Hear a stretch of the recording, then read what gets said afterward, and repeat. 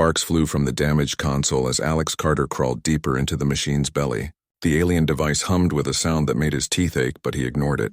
Every piece of technology had its own voice, and this one was screaming in pain. Alex wiped sweat from his forehead and squinted at the strange symbols glowing on the circuit board. He could not read the alien writing, but numbers were numbers and energy flow patterns were the same across the galaxy. The machine was dying, and he was the only one who might save it. "Human, are you still alive in there?" The voice belonged to Brix, a four-armed traitor from the Centauri colonies. His blue skin always looked worried, but today he seemed ready to panic. "Still breathing," Alex called back, his voice muffled by the metal around him. "This thing is older than my grandmother's cooking pot, but I think I can make it work." Alex had been fixing impossible machines for 15 years on Haven's End, a space station that sat between 3 different star systems. It was a place where broken ships came to die, and where Alex Carter worked miracles with spare parts and stubbornness. Other mechanics called him crazy for taking jobs that made no sense. Alex called it Tuesday. The sound of heavy footsteps echoed through his workshop. Alex recognized that walk, slow, deliberate, like someone carrying the weight of bad news. He slid out from under the machine and saw Director Walsh standing in the doorway. The station commander looked older than usual, his gray hair messy and his uniform wrinkled. "Alex, we have a problem," Walsh said. "A big one. Bigger than this quantum processor that thinks it's a microwave." Alex pointed at the machine behind him. "Much bigger." Walsh walked to the window that looked out at the station's docking bay. "Take a look at Dock 7. Alex followed him and felt his breath catch. A massive ship sat in the docking cradle, its hull covered in scales that seemed to shift color in the light.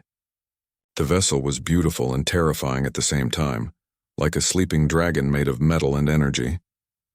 "Drakmori Empire," Walsh said quietly. "Their ship is dying and they need help." Alex had heard stories about the Drakmori. They were tall, proud creatures covered in scales, with technology that could burn planets to ash. Their empire stretched across dozens of star systems, and they did not like other species very much.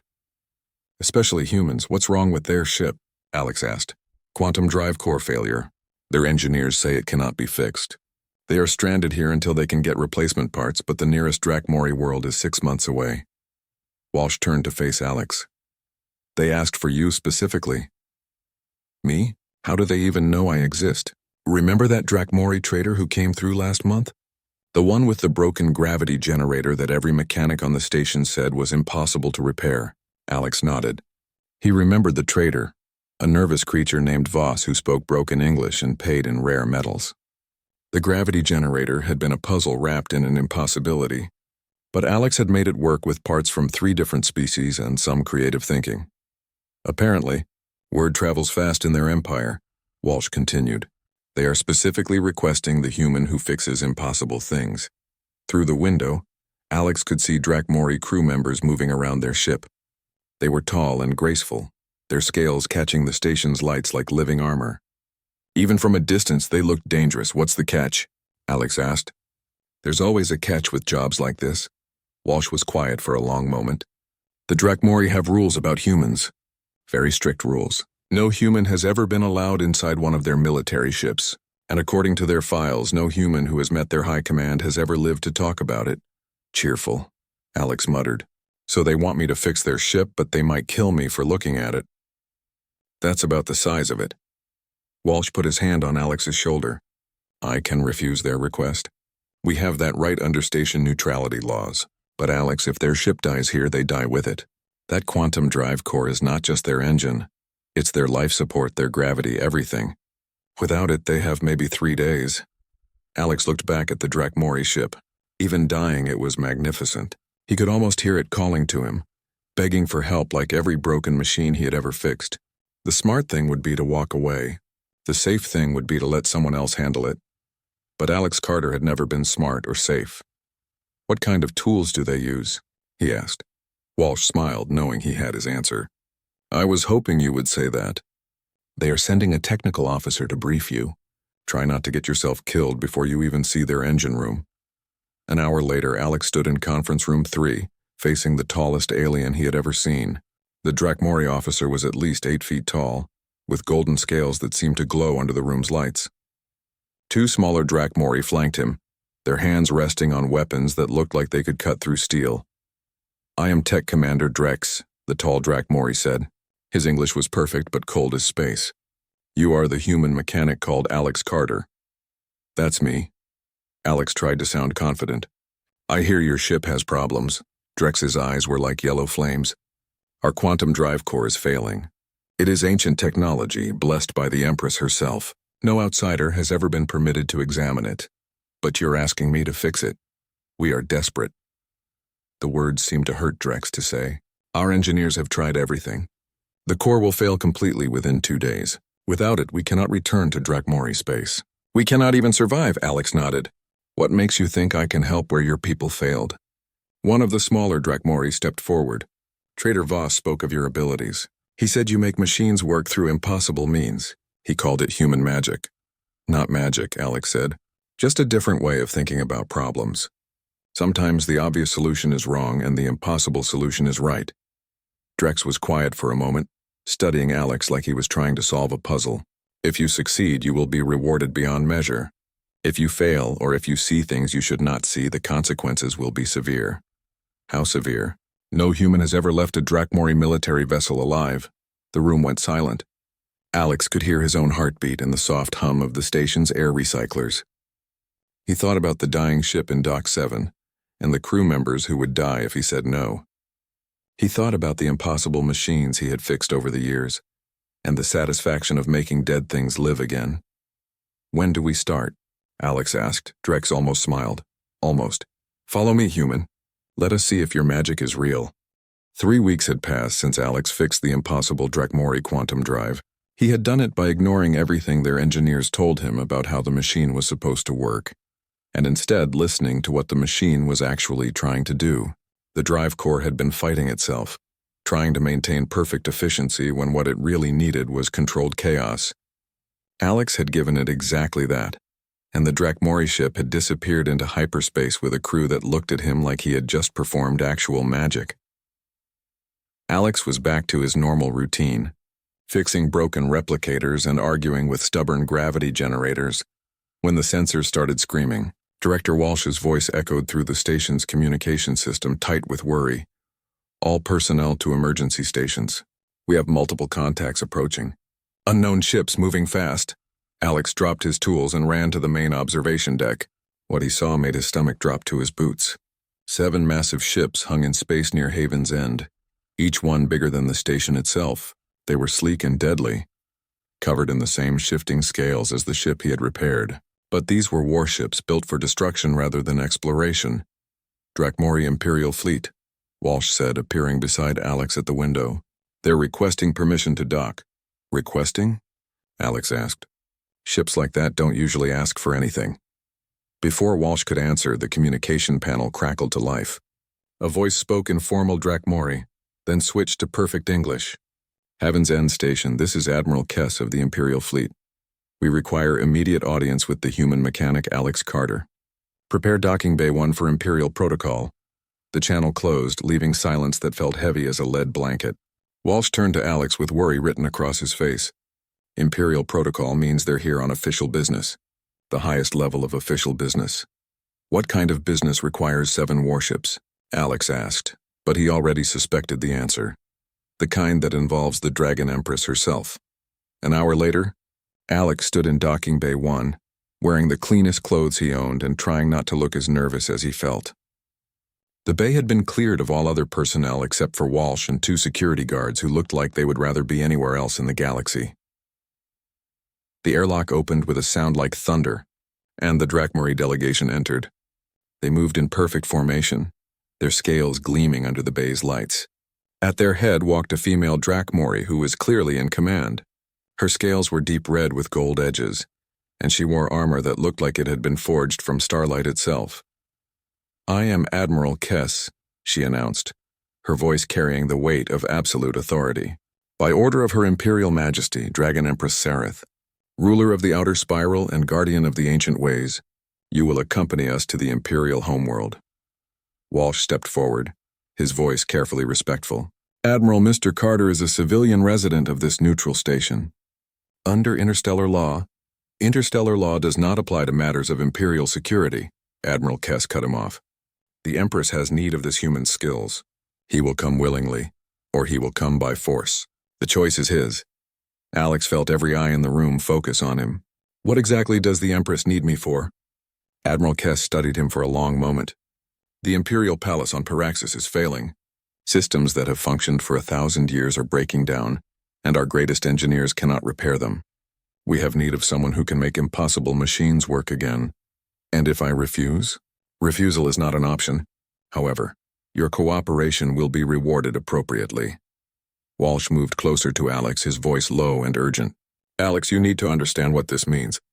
No human has ever met the Dragon Empress face to face. Every diplomat, every trade representative, every military officer who has tried, they all died. Some during the meeting itself, others shortly after. The Drakmori claim it's because humans cannot withstand the Empress's presence. But you think they're being murdered, Alex finished.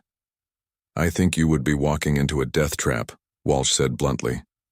Admiral Kess showed no reaction to their conversation. The human speaks truth. No member of your species has survived an audience with the Empress. This is well known throughout the galaxy. Then why do you want me there? Alex asked. Because the alternative is worse.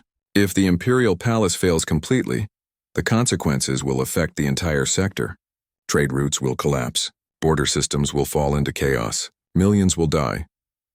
Admiral Kess took a step closer to Alex. Tech Commander Drex reported that you possess abilities beyond normal understanding. You made our quantum drive function using methods that should not have worked. The Empress believes you may be able to repair what others cannot. Alex looked around the docking bay, at Walsh's worried face, at the Drakmori warriors who waited patiently for his decision. He thought about the quantum drive that had been fighting itself, until he gave it permission to be imperfect. He thought about every impossible machine he had ever fixed, and the strange satisfaction that came from making dead things live again. If I go with you, and I somehow survive meeting the Empress, what happens then? If you succeed in your task, you will be returned here safely with compensation appropriate to your service. If you fail, Admiral Kess shrugged. The failing systems will likely kill us all long before the Empress has a chance to be displeased. Walsh grabbed Alex's arm. Alex, please. Think about this. There has to be another way. But Alex was already thinking about the palace that was falling apart, about systems so complex that an entire empire's greatest minds could not understand them. He was thinking about the challenge, about the puzzle waiting to be solved. It was the same feeling he got every time someone brought him a machine that everybody else said was impossible to fix. How long do I have to decide? Alex asked. You have already decided, Admiral Kess said. I can see it in your expression. You cannot resist the challenge any more than our quantum drives can resist the pull of gravity wells. Alex sighed and turned to Walsh. Contact my insurance company.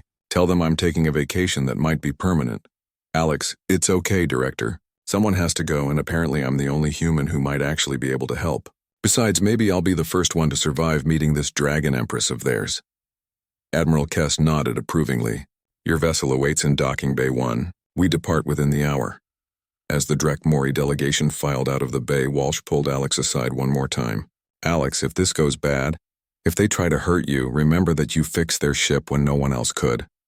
You're valuable to them. Use that. I will, Alex promised.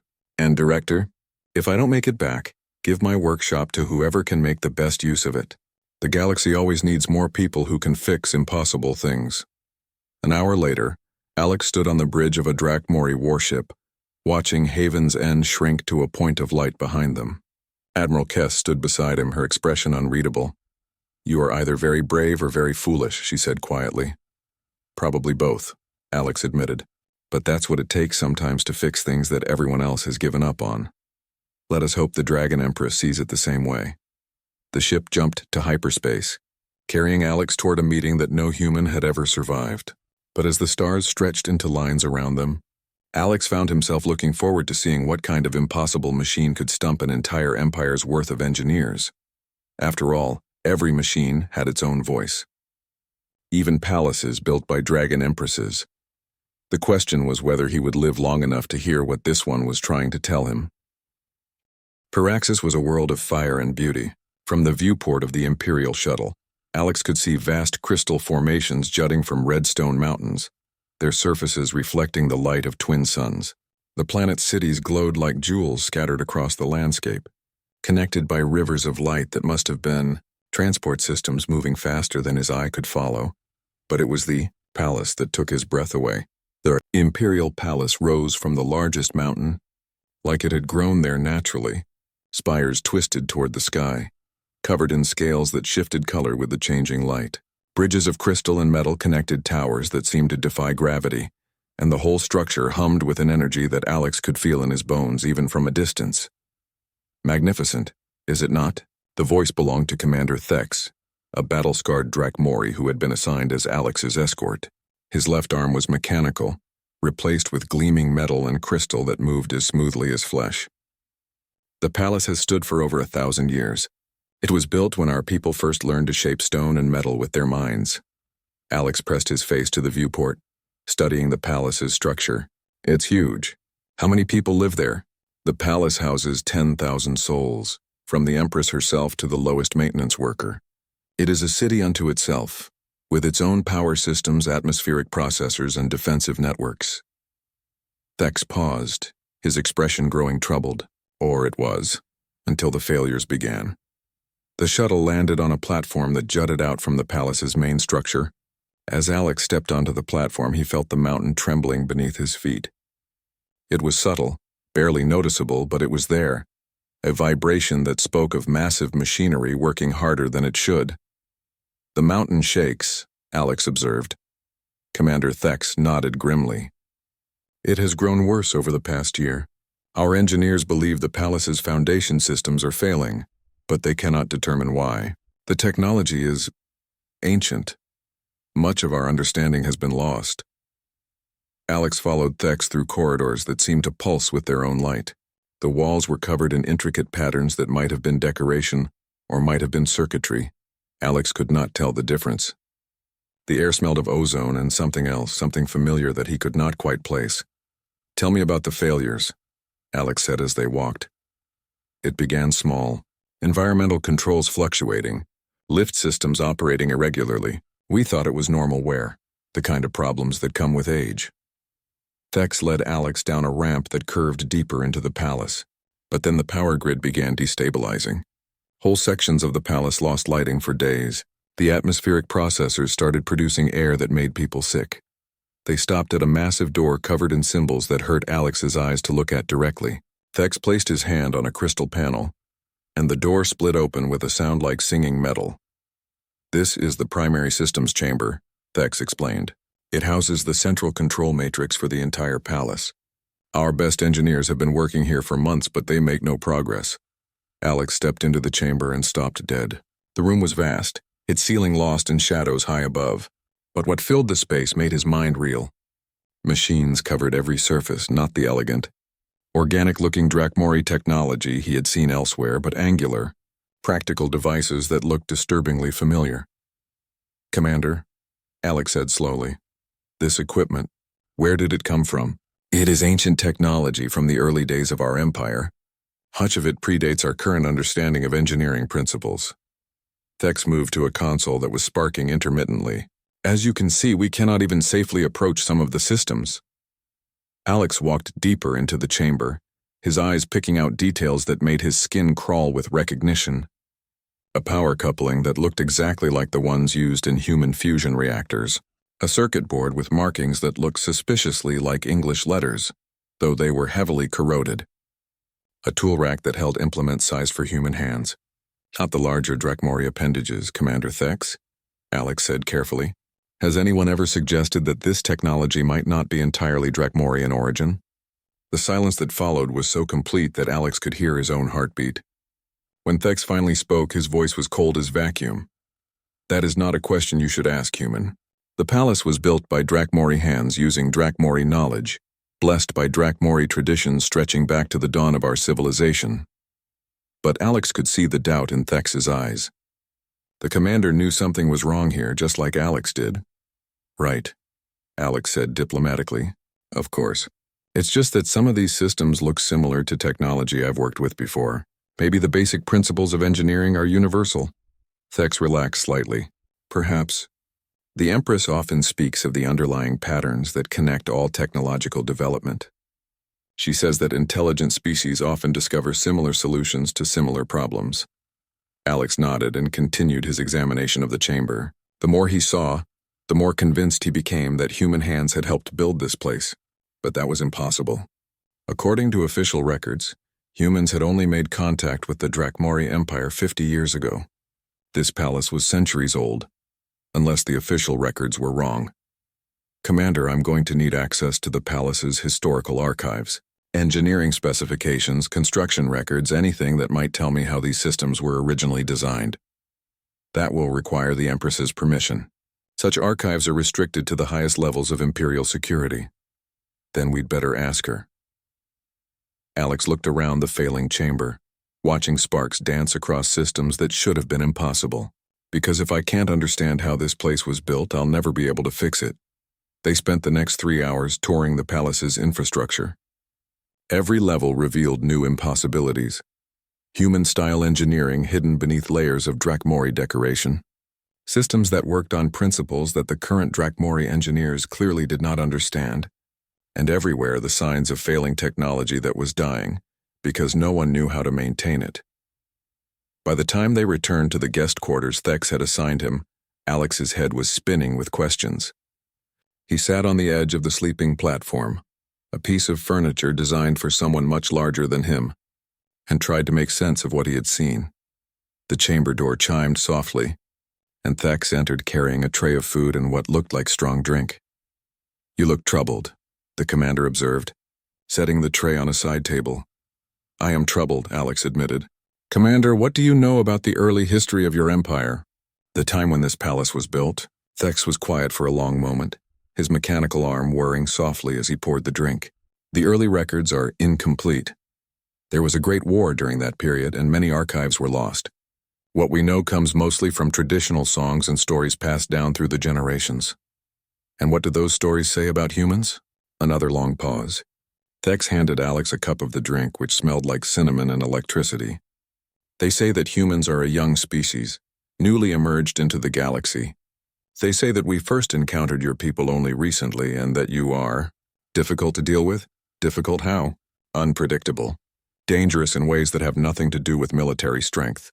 The stories say that humans can make broken things work again, but that they demand a price for their help that empires cannot afford to pay.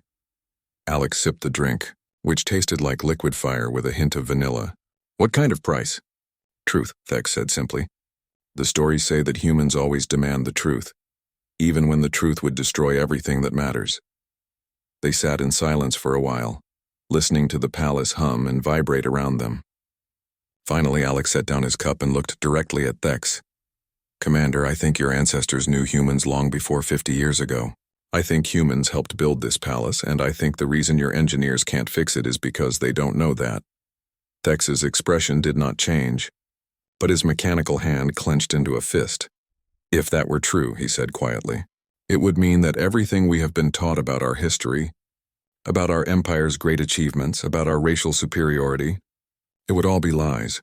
Maybe, Alex said, or maybe it would mean that your ancestors were smart enough to accept help when they needed it. And your empire became great because of cooperation, not in spite of it. Thex stood up abruptly and walked to the window that looked out over the palace's lower levels. Tomorrow you will meet the Empress. She will ask you to fix what our greatest minds cannot repair. But be warned, human. She guards the Empire's secrets more fiercely than she guards her own life. If you speak the thoughts you have shared with me, she will kill you herself. Even if those thoughts might be the key to saving her palace. Especially then, Thex said. The Dragon Empress would rather rule over ruins than admit that her empire was built on foundations she did not lay. After Thex left, Alex lay on the oversized sleeping platform and listened to the palace dying around him. Somewhere in this vast structure was the truth about what had really happened centuries ago, and tomorrow, he would have to convince a Dragon Empress to let him find it. Even if that truth destroyed everything she believed about herself and her empire, the throne room was a cathedral of impossible beauty. Alex walked through doors that stood 30 feet tall, his footsteps echoing in a space large enough to hold a city block. Pillars of living crystal supported a ceiling that seemed to stretch to infinity, and the air itself glowed with soft golden light that had no visible source. But it was the throne that commanded attention. It rose from the chamber's center like a mountain of worked metal and precious stone, its surface covered in scales that shifted and moved as if they were alive. And upon that throne sat the dragon Empress. Sareth was magnificent and terrifying in ways that Alex's mind struggled to process. She was at least 12 feet tall, her form humanoid but unmistakably inhuman. Scales covered her body in patterns of gold and deep crimson, and they caught the light like thousands of tiny mirrors. Her face was regal and alien, with eyes that burned like stars and features that spoke of intelligence older than most civilizations. When she spoke, her voice filled the vast chamber without echoing, as if the room itself was designed to carry her words. "So," she said, and Alex was shocked to hear her speaking perfect English. "You are the human mechanic who claims he can repair what my greatest engineers cannot understand." Alex fought the urge to kneel or bow or do whatever protocol demanded in this situation. Instead, he stood straight and met her burning gaze. "Your Majesty, I don't claim anything, but I would like the chance to try." Something that might have been amusement flickered across the Empress's features. Brave words from someone whose species has never survived an audience in this chamber. "Tell me, Alex Carter, do you know why humans die when they meet me?" "I have some theories," Alex admitted, "but I'd rather hear the truth from you." The Empress leaned forward slightly, her massive form shifting on the throne with the fluid grace of a predator. "The truth. How refreshingly direct. Very well, human. The truth is that I killed them." The words hung in the air like a blade. Alex felt his mouth go dry, but he forced himself to remain calm. Why? Because they see too much. Because they ask the wrong questions. Because they are inconvenient to the order of things. The Empress stood, her full height making Alex feel like an insect. Because the truth they seek would destroy my empire. Alex nodded slowly. The truth about humans helping to build this palace. The silence that followed was absolute. Even the distant hum of machinery seemed to stop, as if the palace itself was holding its breath. The Empress stared down at Alex with an expression that could have melted steel. "You see?" she said finally. "You have been here less than a day and already you speak words that no Drakmori tongue has uttered in 3 centuries. This is why humans must die." "But the palace is dying anyway," Alex pointed out. "Your engineers can't fix it because they don't understand how it was really built. You can kill me and preserve your secrets, but then your empire falls when the palace fails completely." The Empress descended from her throne with movements that were both graceful and terrifying. Each step brought her closer to Alex until she loomed over him like a living mountain. "You think you understand the situation, little human, but you know nothing of our history, nothing of the prices that were paid to build this empire." "Then tell me," Alex said. "Help me understand." For a long moment, the Empress studied him with those burning eyes. Then, to Alex's complete surprise, she began to speak in a voice heavy with old pain. 300 years ago, a human ship fell from the sky onto our world. They called it the Prometheus, and it carried refugees from some distant war. They were broken, desperate, dying from radiation sickness and system failures. The Empress began to pace around Alex as she spoke, her movements hypnotic and dangerous. "My ancestors were not the great empire you see today. We were tribal, primitive, fighting over scraps of territory while the galaxy burned around us. But we had honor and we took the humans in, fed them, healed them, gave them shelter." Alex listened without interruption, sensing that any word from him might shatter this moment of honesty.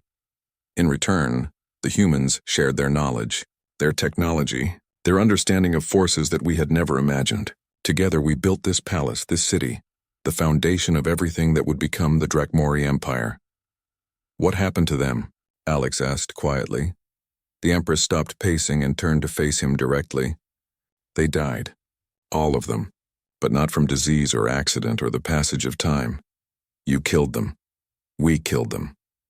The admission seemed to cost her something. As our empire grew, as we became proud of what we had accomplished, the presence of humans became problematic. How could we claim to be the greatest species in the galaxy when our greatest achievements had been built with alien hands? How could we maintain our authority when our subjects learned that we had needed outside help to rise above our primitive origins? Alex felt sick. "So you erased them? All of them? It was not my decision." I was not yet born when the purges began, but I inherited the consequences. The Empress's voice dropped to barely above a whisper. I inherited the shame. The shame? I am not pure Drakmori, Alex Carter. My great-great-grandmother was human. Her name was Sarah Chen, and she was the chief engineer aboard the Prometheus. She fell in love with the Drakmori prince who would become my ancestor, and their children carried the bloodlines of both species. Alex stared at the Dragon Empress, seeing her with new eyes. Now that she had said it, he could see the subtle signs, the way she moved, the shape of her features beneath the scales, the intelligence in her eyes that seemed somehow familiar. That's why you've been killing humans who meet you, he realized. Not because you hate them, but because you're one of them. I am the last secret that could destroy everything. Every human who enters this chamber sees what you see. The signs of human engineering, the proof that our greatest achievements were not accomplished alone. And every human who sees that truth must die, because if it spreads, if our people learn what we really are, your empire would fall apart. The pride of the Drakmori is absolute. It is what holds our society together, what gives meaning to our expansion across the stars. If they learned that their greatest empress carries human blood, that their most sacred palace was built with human knowledge. The Empress shook her head. There would be civil war. Billions would die. Alex looked around the vast throne room, seeing it now with complete understanding. The fusion of human practicality and Drakmori aesthetics.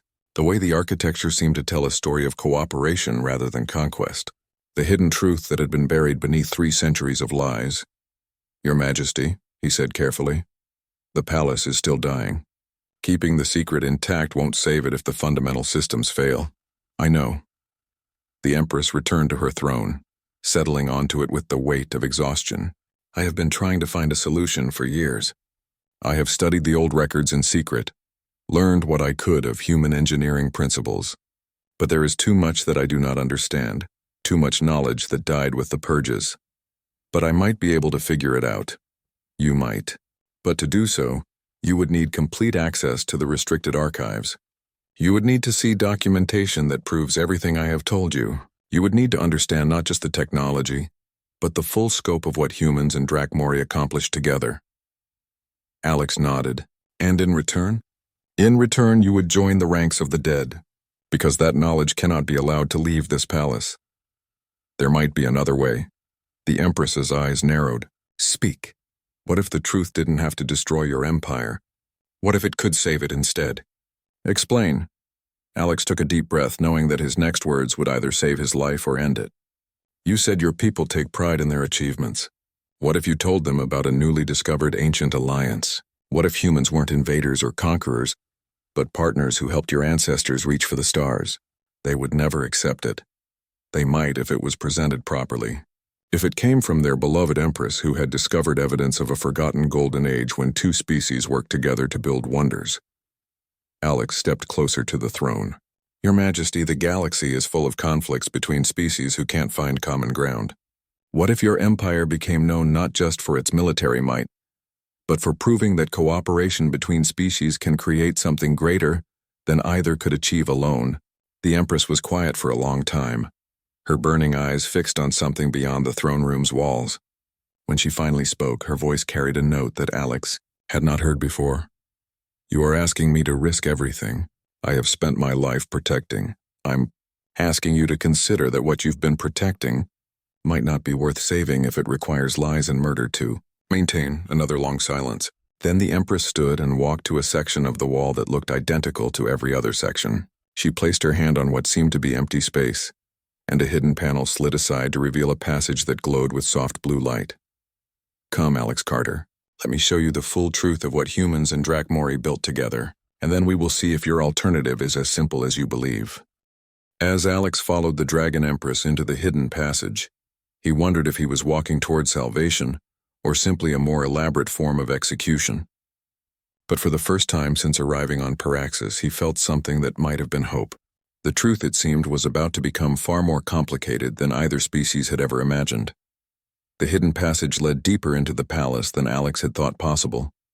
They walked for what felt like hours through corridors that told the story the Empress had shared. Along the walls, preserved behind energy fields, were photographs and documents that showed humans and Drakmori working side by side. Engineers from both species standing before massive construction projects. Children playing together in gardens that Alex recognized as the courtyards he had seen earlier. This was the real golden age of our civilization, the Empress said as they walked. Not the conquest and expansion that came later, but this. When two species chose cooperation over conflict, they stopped before a massive vault door covered in symbols from both cultures. The Empress pressed her hand to a scanner that glowed with warm light, and the door opened to reveal a chamber that took Alex's breath away. The room was a perfect fusion of human engineering and Drakmori artistry. Workstations lined the walls, some sized for human hands and others for Drakmori claws. Holographic displays showed technical specifications in both English and Drakmori script. And in the center of the room stood a three-dimensional model of the palace itself, every system and subsystem rendered in glowing detail. This is the original engineering center, the Empress explained, where the human and Drakmori teams planned every aspect of the palace's construction. It has been sealed for 3 centuries. Alex moved to the central display, his hands trembling as he recognized interface controls that were definitely human in design. The holographic palace rotated slowly, showing levels and systems that were invisible from the outside. "This is incredible," he breathed. "It's not just a building, it's a living system." The palace is integrated with the planet's geological structure, its weather patterns, even its magnetic field. The humans called it a symbiotic architecture, the Empress said. The palace and the planet were designed to support each other. The mountain provides geothermal energy, while the palace's atmospheric processors help regulate the planet's climate. Alex studied the displays, beginning to understand the scope of what the original builders had accomplished. If this system fails completely, the planet dies. The atmospheric processors keep Paraxis habitable. Without them, the climate will shift beyond our ability to survive. We would have to evacuate 8 billion Drakmori to other worlds, but our transport capacity could save perhaps 1 in 1,000. The weight of that revelation settled on Alex like a physical force. This was not just about fixing a building or preserving an empire's pride. If he failed, an entire world would become uninhabitable. "Show me the current failure reports," he said, his voice steady despite the magnitude of what he was facing. The Empress activated a series of displays that painted a grim picture. Critical systems were failing throughout the palace planet network. The atmospheric processors were producing increasingly toxic air. The geological stabilizers that prevented earthquakes were losing synchronization. Even the fusion reactors that powered everything were showing signs of cascade failure. "Your engineers have been trying to fix individual systems," Alex observed, studying the data. "But they're all connected. You can't repair one without understanding how it affects all the others." "That is what the humans taught us," the Empress agreed. "They showed us that true engineering is not about building isolated machines, but about creating harmony between all the parts of a system." Alex spent the next several hours diving deep into the technical specifications. The more he learned, the more impressed he became with what the original builders had achieved. They had created something that was part building, part ecosystem, part work of art. Every component served multiple functions. Every system supported and was supported by the others. But he also began to see why it was failing. "The problem is evolutionary," he told the Empress as understanding dawned. The original designers built in adaptive systems that were supposed to adjust automatically to changing conditions. But over 3 centuries, those adaptations have drifted so far from the original parameters that the different systems no longer recognize each other as part of the same network. Can it be repaired? Maybe, but not from here. Alex gestured to the displays around them. The original control interfaces are distributed throughout the palace. To recalibrate the entire system, I would need access to control nodes on every level in every major subsystem, and I would need to do it all at once in a coordinated sequence, or the correction process itself could trigger a cascade failure. The Empress was quiet for a moment. "How long would such a process take?" "If everything goes perfectly, about 18 hours of continuous work. But I can't do it alone. The recalibration requires simultaneous inputs at dozens of locations throughout the palace. I can provide assistance." "Our best engineers won't understand what they're doing," Alex interrupted gently. "The repair process requires understanding both human and Drakmori engineering principles. Your people only know half the picture. Then what do you suggest? Alex took a deep breath, knowing that his next words would change everything. I need Commander Thex, and I need you to tell him the truth about the palace's origins. The Empress recoiled as if Alex had struck her. Absolutely not. Commander Thex is a decorated military officer, a hero of the Empire. His loyalty is absolute, but it is loyalty to the Drakmori ideal of racial supremacy. If he learned that our greatest achievements required human assistance, he would help us anyway, Alex said firmly. Because he's a good soldier, and good soldiers complete their missions even when the mission becomes something they didn't expect. You cannot know that. Actually, I can. I've been watching him since I arrived. Commander Thex has already figured out that something is wrong with the official history. He's seen the same evidence I have, and he's smart enough to put the pieces together. The only question is whether he learns the truth from you, or discovers it on his own when we start the repair process. The Empress began to pace, her massive form moving with agitated energy. If I tell him and he reacts badly, then we're no worse off than we are now. But if I'm right about him, we gain a partner who understands both the technical requirements and the political implications of what we're doing. For long minutes, the only sound in the chamber was the soft hum of the holographic displays. Finally, the Empress stopped pacing and fixed Alex with her burning gaze. You are asking me to trust the fate of my world to your assessment of one Drakmori officer's character. I'm asking you to trust that honor. And duty are stronger than prejudice and pride. Commander Thex strikes me as someone who would rather face an uncomfortable truth than watch his world die for the sake of a comfortable lie. The Empress was quiet for another moment, then moved to a communication panel. Commander Thex, report to the Secured Engineering Archive immediately. Priority Alpha. While they waited, Alex continued studying the repair procedures. The more he understood about what would be required, the more daunting the task became.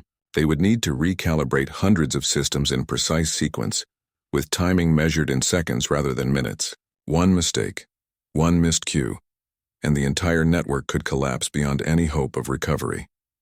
Commander Thex arrived within minutes, his mechanical arm whirring as he snapped to attention before the Empress. Your Majesty, you summoned me? Commander, the Empress said, her voice heavy with decision. I am about to share information with you that is classified at the highest levels of Imperial security. Information that could reshape your understanding of our Empire's history. I understand, Your Majesty. No, the Empress said quietly. You do not. But you will. Over the next hour, the Empress told Commander Thex everything. The truth about the Prometheus and its human refugees. The cooperation that had built the palace and launched the Empire. The purges that had erased the human contribution from history. And finally, the revelation of her own mixed heritage. Commander Thex listened without interruption, his expression unreadable. When the Empress finished, silence filled the chamber like a living thing. Sir, Alex said quietly, I know this is a lot to process, but right now we need to focus on saving the palace. The political and historical implications can be sorted out later.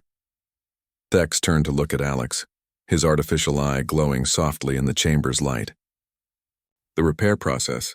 You require assistance from someone who understands both human and Drakmori engineering principles. That's right. And you believe that I possess such understanding. I believe you're smart enough to learn what you need to know, and dedicated enough to see the job through even if it means changing everything you thought you knew about your own history. Commander Thex was quiet for a long moment, his gaze moving between Alex and the Empress. When he finally spoke, his voice was steady and determined. When do we begin? The Empress closed her eyes briefly, relief evident in her posture. Thank you, Commander. Do not thank me yet, Your Majesty. First, let us see if we can actually save our world. Alex smiled grimly and turned back to the technical displays. Right then, let's get to work. We have 18 hours to fix a machine the size of a mountain, and if we fail, 8 billion people die. No pressure, Commander Thex said dryly. None at all, Alex agreed, and began explaining exactly how they were going to attempt the impossible. 16 hours into the repair process, Alex's hands were shaking from exhaustion, and his vision was blurring from staring at display screens.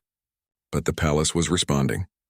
Throughout the vast structure, Systems that had been failing for months were slowly coming back into harmony.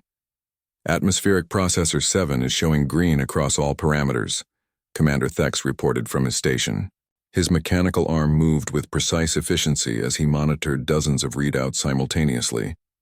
Geological Stabilizer Network is achieving synchronization for the first time in 6 months. Alex wiped sweat from his forehead and checked his own displays. Fusion Reactor 3 is still running hot. We need to dial back its output by another 2%.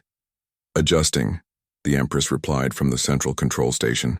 Over the past 16 hours, she had transformed from an intimidating ruler into a skilled engineer, her natural intelligence adapting quickly to the technical requirements of the repair process. The work had been unlike anything Alex had ever attempted. Instead of fixing a single machine, they were essentially conducting an orchestra of interconnected systems, each one dependent on all the others. The original human and Drakmori engineers had built something that was more than the sum of its parts, and restoring that harmony required understanding not just how each component worked, but how they all worked together. Primary recalibration sequence is at 97% completion, Alex announced. All major systems are responding within acceptable parameters. I think we actually did it. A low vibration ran through the chamber, but this time it was different from the distressed trembling Alex had felt when he first arrived. This was the sound of massive machinery running smoothly, of systems finding their proper rhythm after centuries of gradual drift. Planet-wide atmospheric composition is stabilizing, Commander Thex reported. Seismic activity has returned to normal levels. All fusion reactors are operating within optimal ranges. The Empress leaned back in her chair, exhaustion evident in every line of her massive frame. The palace lives again. Alex nodded, but his expression remained troubled. The immediate crisis is over, but this is just a temporary fix. The adaptive systems will start drifting again, unless we implement a long-term maintenance protocol, and that means having people who understand both the human and Drakmori aspects of the technology. You are thinking about the future, the Empress observed. I'm thinking about the fact that this problem will come back in another century or two unless you have engineers who understand the full scope of what was built here. Alex turned to face both the Empress and Commander. Thex, Your Majesty, you can't keep this secret forever. The palace requires maintenance that your current engineers simply cannot provide. Commander Thex spoke up from his station. The human is correct. Today's success proves that our understanding of our own technology has been incomplete. If we are to prevent future failures, we must acknowledge the truth about our engineering heritage. The Empress was quiet for a long time, staring at the displays that showed her world returning to stability. To reveal this truth would mean admitting 3 centuries of lies. It would mean acknowledging that our greatest achievements were not accomplished alone. Or, Alex said carefully, it could mean revealing that your ancestors were wise enough to recognize the value of cooperation. That the Drakmori Empire became great not because you conquered everyone you met, but because you were strong enough to work with allies when it mattered. The people would never accept it. Some wouldn't, Alex agreed, but others might. And those others could become the foundation for a new kind of empire. One that leads the galaxy not through fear, but through the example of what different species can accomplish together. Commander Thex moved away from his station to stand before the Empress. Your Majesty, I have served this empire for 30 years.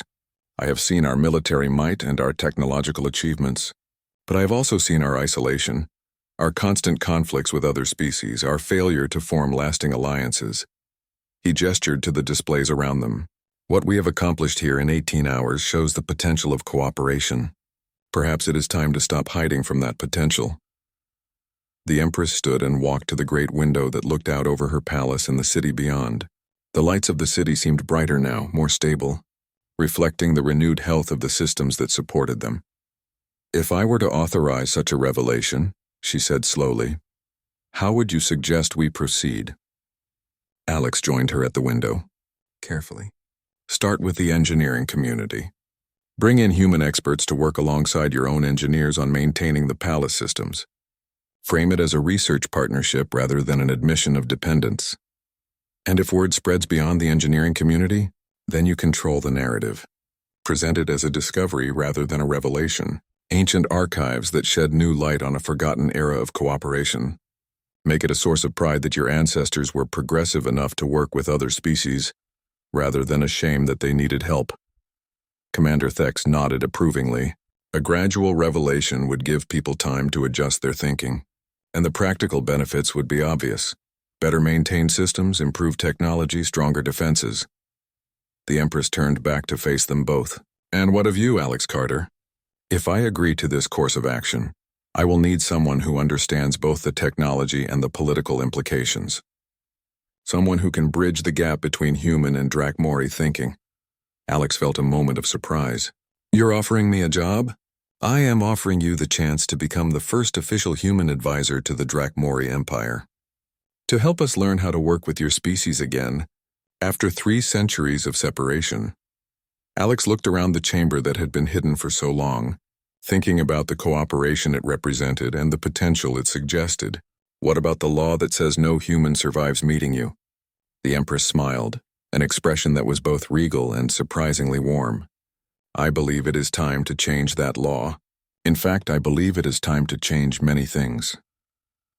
6 months later, Alex stood in a workshop that had been built specifically for him in the lower levels of the palace. Around him, young Drakmori engineers worked alongside humans who had come from across the galaxy to be part of the new cooperative program. The workshop buzzed with the sound of productive activity and the occasional argument between species who were still learning to work together. The gravitational compensators on level 7 are showing fluctuations again, announced Dr. Susan Wells, a human physicist who had jumped at the chance to study Drakmori technology. I think we need to recalibrate the quantum resonance frequencies. Impossible, replied Engineer Korv, a young Drakmori who was brilliant but stubborn. The frequencies were set by the original builders. To change them would be sacrilege. The original builders included humans, Alex pointed out mildly, not looking up from the control interface he was assembling. And they designed the system to be adaptable. Dr. Wells is right, the compensators need adjustment. Engineer Korv grumbled but began making the necessary changes. It was a scene that played out daily in the workshop, as 2 species slowly learned to combine their different approaches to problem solving. The revelation of the palace's true origins had gone more smoothly than anyone had expected. The Empress had presented it exactly as Alex had suggested, as a rediscovered piece of history that showed the wisdom of the ancient Drakmori in forming alliances with other species. There had been some resistance, some protests from those who saw any cooperation with aliens as weakness. But the practical benefits were undeniable, and the younger generation of Drakmori seemed genuinely excited about the possibilities that cooperation offered. Alex, Commander Thex, entered the workshop, his mechanical arm now sporting several human-designed modifications that made it more versatile. The Empress requests your presence in the throne room. We have visitors. Alex wiped his hands on a cloth and followed Thex through corridors that had become familiar over the past months. The palace felt different now, more alive, more purposeful. The lights were brighter, the air was cleaner, and the subtle vibrations spoke of machinery working in perfect harmony. They entered the throne room to find the Empress meeting with a delegation Alex didn't recognize. The aliens were tall and thin, with blue-green skin and large eyes that seemed to take in everything at once. Ah, Alex, the Empress said as he approached. Allow me to introduce Ambassador Kell of the Meridian Collective. They have come to discuss a proposal. Ambassador Kell stepped forward, their movements graceful despite their alien form. Mr. Carter, we have heard remarkable stories about the cooperation between humans and Drakmori. The collective has been watching with great interest. What kind of interest? Alex asked. The kind that comes from having our own impossible machines that need fixing, Kell replied with what might have been a smile. We have ancient installations on 3 worlds that our best engineers cannot maintain. Technology that was built by our ancestors using principles we no longer understand. Alex glanced at the Empress, who nodded encouragingly. We would be honored to help, he said. But I should warn you, sometimes fixing impossible machines requires accepting uncomfortable truths about who really built them. We are prepared for that possibility, Ambassador Kell said. What we are not prepared for is watching our worlds die because we are too proud to ask for help. The Empress stood from her throne, her golden scales catching the light as she moved.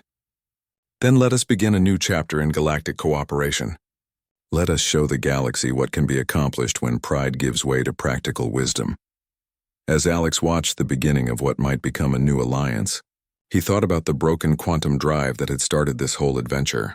Like every machine he had ever fixed, the galaxy itself was a complex system of interconnected parts. And sometimes, to make the whole thing work properly, you had to be willing to admit that you couldn't do it alone. The dragon Empress had learned that lesson. Now it seemed other species were ready to learn it too. Outside the palace windows, the lights of the city glowed steady and bright, powered by technology that was finally understood and properly maintained. And in workshops throughout the Empire, humans and Drakmori worked side by side, proving that the best solutions often came from the most unlikely partnerships. The age of cooperation had begun again, and this time Alex thought they might actually make it last.